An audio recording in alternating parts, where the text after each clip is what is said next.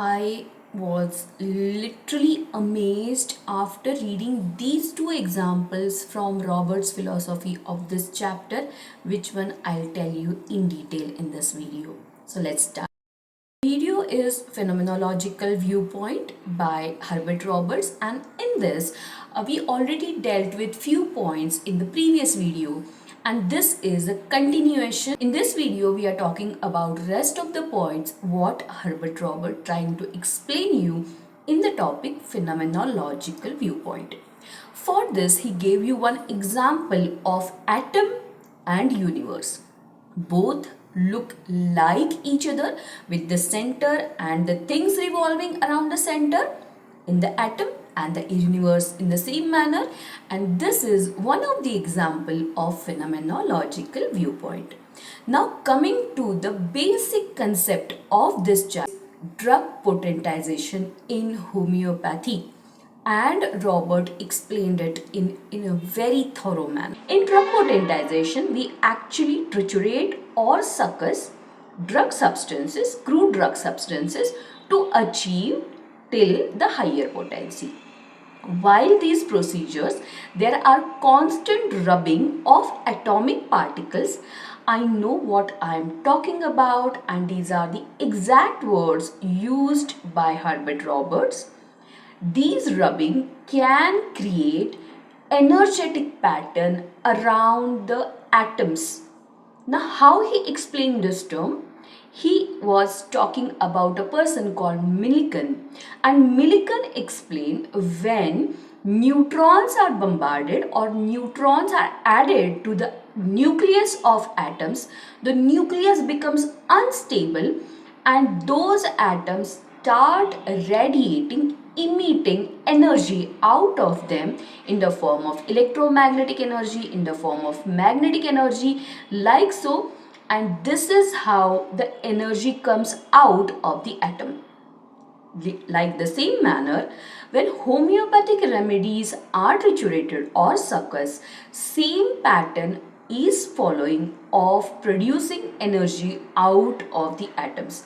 Obviously, we know that there need a lot of experimentation in this regard because there are no such evidence or documentation related to this field, and Herbert Robert explained it in a beautiful manner that there is a need of homeopathic scientists to come forward to and understand actual action taking place inside the homeopathic remedy after potentization.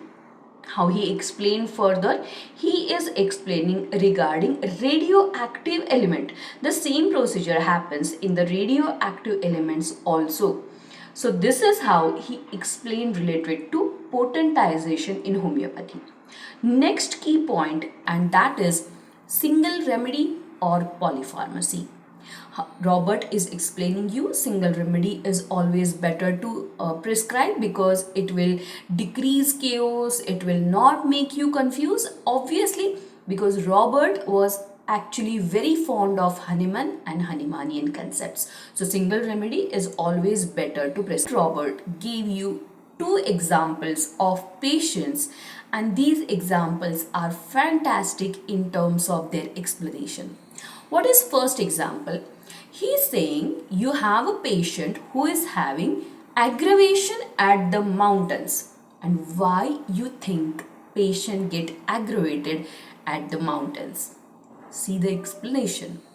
Robert is explaining there might be those type of atoms in his body which get degraded, which get exposed to the cosmic rays when he reaches the mountain, and because of those cosmic rays, those atoms get degraded in his body, producing energy, make him distress, make him uncomfortable, and that is why there are people who feel aggravated, who feel annoyed towards the mountains and they don't want to go there.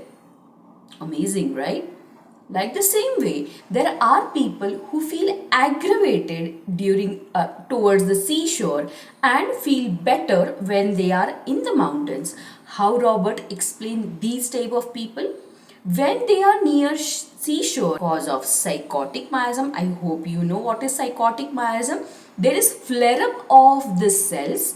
There is overgrowth of the cells because of abundance of elements present near the seashore due to high atmospheric pressure, and these people cannot handle that type of flare up inside their body, so they becomes distress around the sea.